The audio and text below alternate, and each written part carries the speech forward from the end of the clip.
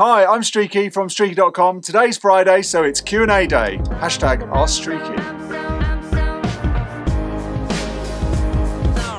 So if you're new here, I'm Streaky. I'm a mastering engineer. I've been mastering for around 25 years. Super high end, super low end, everything in between. I'm here on a Friday to answer your questions from the comments because every day I post a video on hi-fi, pro audio, mastering, mixing, anything to do with sound in general to get a better sounding room, listening environment, home cinema, whatever, however you're listening to things. And so today is Q&A day, so straight on with the questions. First question is from 209. It's a mastering question. If you're not using an MEA2, that's a Masterclasses compressor, what's your go-to EQ and what are you using instead? Okay, so as you may have seen from videos, I'm not using much Masterclasses gear at the moment. In the past at Metropolis, I had banks and banks of them, and previous places I've always had a Masterclasses EQ hanging around. Haven't got one at the moment. I have actually got one coming in, weirdly. So that kind of works quite well with the question. So I've got one coming in. I haven't been missing it for a reason because for parametric EQ, I've been using my Vice EQ. That's for doing cuts really more than ads. You know, so I don't do that many cuts. So when I do, I've been doing it on the Vice. When I EQ, I tend to do quite broad strokes these days. I don't tend to do very little tiny touches. Maybe here and there, but not really massively. So Q wise, I don't really need really tight Q EQs for adding. So I've got various different types of EQ for doing those broad strokes depending on what I want to do. I've got the Bax, I've got the Teglia, I've got the Avalon, I've got sort of homemade custom job there. So yeah, I've got a few bits and pieces analog wise. Obviously I can still use plugins. I don't tend to that often. So yeah, I mean, I've kind of whatever it takes really, but I haven't got a Masterclasses EQ just because I wasn't using it much when I was at Metropolis, if I'm totally honest. I had like 6 of them and I used them for a bit of top end and maybe a bit of 60 hertz. Got other things I'm doing that for, but I'm going to get one because I do kind of miss having one around. I miss having some Masterclasses stuff around and having them in MS mode and stuff. I really like the sound, so yeah, I think I'll get some back in, but not at the moment. So I hope that answers your question. Okay, next one is from Hugh Longjohns, and he says, just found your channel and subscribed, cheers. Love to see a vid on how you match and balance tracks to each other when you're mastering the collections of songs for an album. Okay, so this is more to do with sequencing at the end of an album. So how I look at it, a lot of the times, if I'm mastering an album, I will master each track individually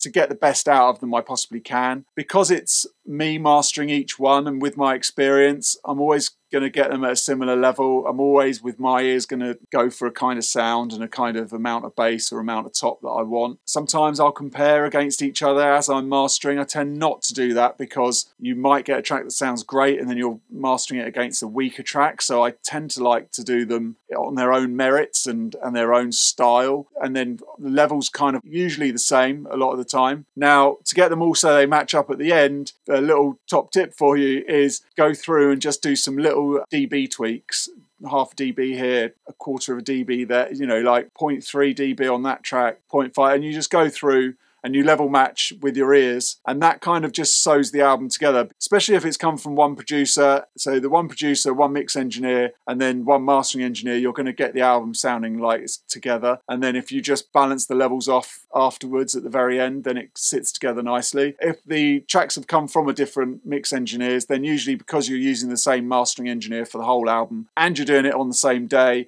and you're doing track after track, you're kind of in a vibe for that album, and as you go through the album you tend to find you get a sound for the album as you're going with your EQs and stuff. You may have to hop back and do track 1 again because by the time you get to track 8 you've kind of gone in a different direction to the track that you know, the first track always takes the longest, so you might take an hour on the first track. By the time you get to the last track, you're taking 15 minutes. So that's how it works when you do an album. You may tend to go back to the first track and then take the experience of the whole album by then. I'm still rabbiting on. So yeah, I hope that's summed it up for you. So next question is from John K. K.A. Streaky, do you have plans to start any courses, e.g. mastering class? By the way, really like your videos. Cheers. Thanks very much. Really like your comment. So do I intend to do any classes? Well, I am fairly busy mastering all day, every day. And obviously I'm doing videos too. I'm not editing them anymore. Thankfully, my assistant, Matt, who's behind the camera is doing that, which is handy. But mastering course, yes, it's something I've wanted to do for a long time because obviously I'm giving away loads of information here and I can't really dive deep into the information here too much because sometimes you need to follow one thing to another to be able to kind of piece it together and work through stuff. You do, you know, one process that then leads to another process, and the whole reason why that works is because what you did on process 1 compared to process 10 and blah blah. And so it's like putting all that together in one place would be pretty cool. If you're watching, if that's something you'd like, I'd be interested to know. Let me know in the comments. I think it's something I'm going to do probably in the new year. Look out for anything. Been on my mind for a while. It's just getting the time to sit down, film it, write it all out, work out what I do, re-engineer my brain so that I can go, okay, why do I do that? And this is why. I mean, that just takes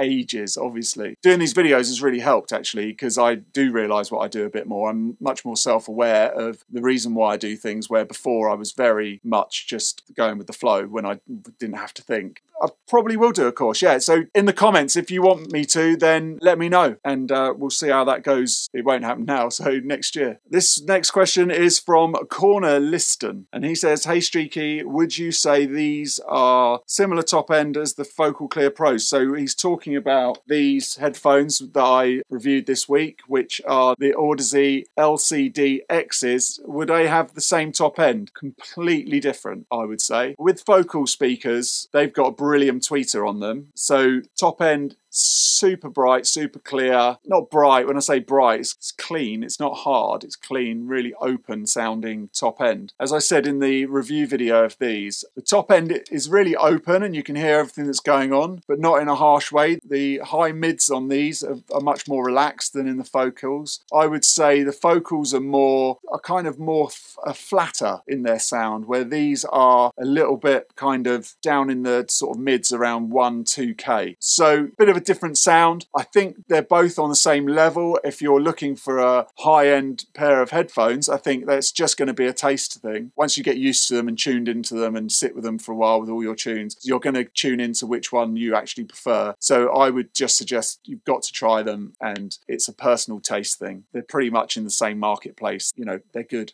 So try them out. Okay, so next one is from 4130, and he asks, hey Streaky, what would you suggest for room treatment on a budget? I've seen some DIY videos for making panels bass traps. Is there any opinions out there on what's right? Yeah, you need to get your first reflection point. I've done a video actually that's going out next week totally about this, but it's more about sort of my room and things, so watch out for that next week. But briefly, you need to get your first reflection points cleared off. I would say if you're making DIY traps, so many videos, they're so easy. You basically wooden frame, rock wool, make sure it's the right type of rock wool, the sound insulation rock wool. Make them as thick as you can, cover them in some cloth that you can breathe through, because then the air, you know, the air's going through it. That works. That's it. That's all it is. So when you see GIK, that's all they've done. They've added some stuff over the years to make them, you know, better, and they're made very well. So it just saves you the whole aggro of doing it. To be totally honest with you, for the money it costs for the cloth, the rock wool and the wood, unless you want certain sizes that for your room, because it's different sizes, you're better off just going straight onto eBay. There's guys on there that I know are making them really cheap, kind of 2.5 meters by 1.5 meters for like 40-50